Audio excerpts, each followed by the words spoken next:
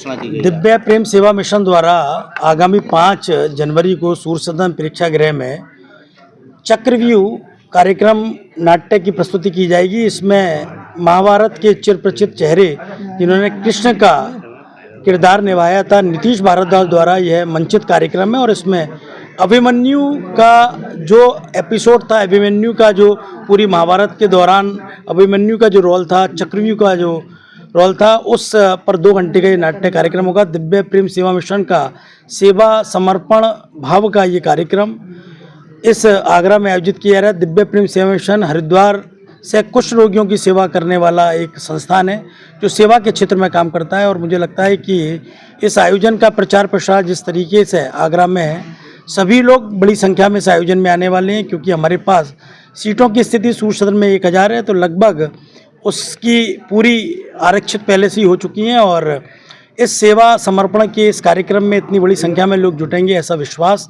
पहले दिव्य प्रेम सेवा मिशन को नहीं था, लेकिन आगरा सदैव सेवा व समर्पण में आगे रहता है और वो इसी क्रम में अपने इस भाव को दिखाते हुए 5 जनवरी को एक बड़ा आयोजन कर रहा है। और आप सभी की उपस्थिति में इस आयोजन की शुभकामनाएं आगरा के सभी प्रबुद्धजनों ने और उत्तर प्रदेश सरकार के 2 कैबिनेट मंत्री, माननीय सांसद, विधायक सभी इस उद्घोषणा प्रोग्राम में उपस्थित थे। और आज इस उद्घोषणा प्रोग्राम की विधिवत घोषणा की गई और एक कटआउट चक्रव्यूह का यहाँ पे विमोचन किया गया। धन्यवाद, आभार आप सबकी उपस्थिति। समाज को संस्कार देने का एक माध्यम बनेगा और इसके कार्यक्रम की तैयारी आगरा में सूर्य सदन में 5 तारीख को सायंकाल 3 बजे हो रही है।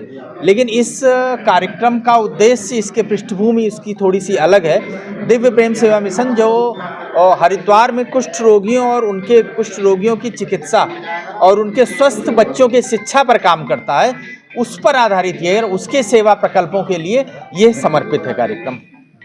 क्या सीख दी जाएगी, क्या शिक्षा दी जाएगी इन पर पूरा?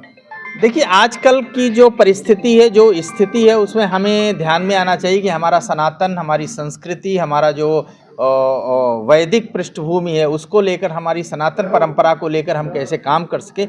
इसलिए जो हमारे निष्ठा पुरुष हैं, जो हमारे प्रतीक पुरुष हैं, उन लोगों की, भगवान राम के बारे में, भगवान कृष्ण के बारे में, ये आज का जो समाज है, जो बच्चे हैं, वो जिस दिशा में जा रहे हैं, उनको हम संस्कार के माध्यम से कैसे रोक सकें, उनको हम सनातन की दृष्टि से कैसे प्रेरित कर सकें।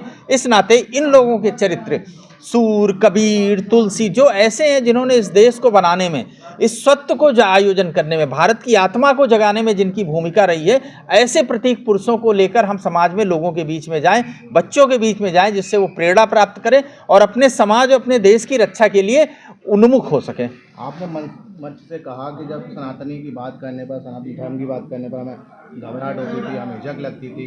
आज वो समय परिवर्तन हो गया। ऐसा क्या था जो आपको झक लगती थी, संकोच होता था सनातन धर्म की बात करने में? आज आप स्वतंत्र हैं, तो कैसा लग रहा है? नहीं, मैंने ये कहा है कि ये वातावरण बदला है।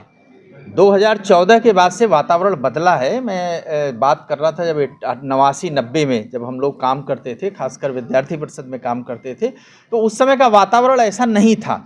और वातावरण बदला है जिसमें हम अपनी बात को ठीक ढंग से लोगों के सामने रख सकते हैं, लोगों के सामने बोल सकते हैं। तो इसी बात को मैंने मंच से कहा है।